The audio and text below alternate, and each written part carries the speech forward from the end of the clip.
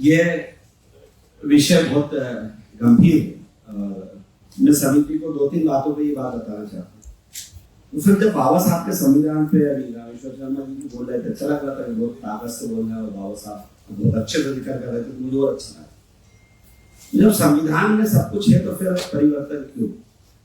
सबको राइट्स मिला है। बाबा साहब के बराबरी में मैं नहीं समझता कि उसके बाद साहब का कोई व्यक्ति ऐसा आया हो जिसने ये सोचा जो आखिर दिन तक का देख के चला गया।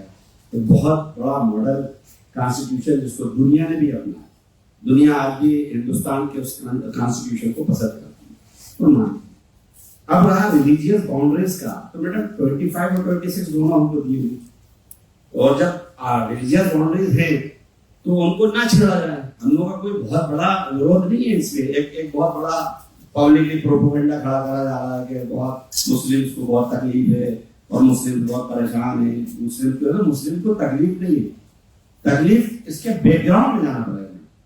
तकलीफ इस बात से होती है कि जब हम लोग अंग्रेजों से लड़ रहे थे तो इस कानून को बनाने से पहले इस जमीन को आजाद कराने में हमारे आपके सभी लोगों का बहुत बड़ा ब्लड इस जमीन में दफन हुआ है। देश को आजाद कर और बहुत कुर्बानियों के बाद ये मुल्क बना और उसके बाद है कॉन्स्टिट्यूशन बना। उस कॉन्स्टिट्यूशन पर भी मैं समझता हूँ इसी तरह के तमाम धर्म के लोगों से चर्चा हुई होगी और उसके बाद एक बहुत अच्छा सा माला जप के कॉन्स्टिट्यूशन बना दिया। अब अननेसेसरी पॉलिटिकल एडवांटेज लेने के लिए उसको छेड़छाड़ करना सिर्फ इसके अलावा से कुछ दिखता नहीं।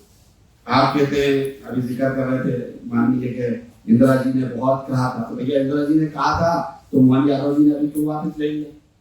अभी तो उन्होंने छूट दे दी है। नौकरियों में प्रतिबंध लगा था 2 बच्चों का, तो आपने नहीं हटा दिया। मोहन यादव जी ने कहा नहीं गलत है यार, जब आप चाहो गलत है, जब आप कहो सही है तो ऐसा नहीं है। सही तो एक बात है जो बाबा साहब कह गए, उस कॉन्स्टिट्यूशन बना, उसको चलने दो।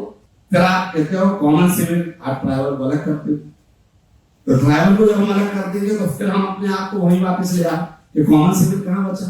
तो बाकी हिंदू है, ईसाई है, सिख है, बुद्धिस्ट है, मुस्लिम है, फिर इनके ट्रेडिशन को हम क्यों छेड़ना चाहते हैं? तो आप इनको छेड़ना चाहते हैं, उनको अलग रखना चाहते हैं, ये भी नहीं समझते, तो ऑटोमेटिकली नाइंसाफी होगी। तो इन तमाम चीजों पर हमारा इख्तिलाफ है। बाकी हमारे चीजों पे भी आप रिलीजियस बाउंड्रीज को छोड़ दीजिए, आपका प्रस्ताव हो जाए। हालांकि हम भी समझते हैं कि आपका प्रस्ताव बहुत कुछ, हम बहुत उम्मीद करके भी नहीं आएंगे, हमें बहुत कुछ उम्मीद जैसी लगती नहीं है, बहुत कुछ अच्छा प्रस्ताव। मैं चाहता हूँ कि जो बाबा साहब का एक अच्छा खासा बना हुआ है उसको छेड़छाड़ नहीं करना चाहिए। और अगर आप इसमें कोई अमेंडमेंट बहुत महसूस करके देना है तो आप दे दीजिए, लेकिन रिलीजियस बाउंड्रीज को पाबंद कर दीजिए। आपके सुझाव में अगर दिया आ जाएगा तो मैं समझूंगा कि आप लोग हमारे साथ इंसाफ कर दिया है कि रिलीजियस बाउंड्रीज ना छेड़ी जाएंगी, तो फिर आपको कोई दिक्कत नहीं। धन्यवाद।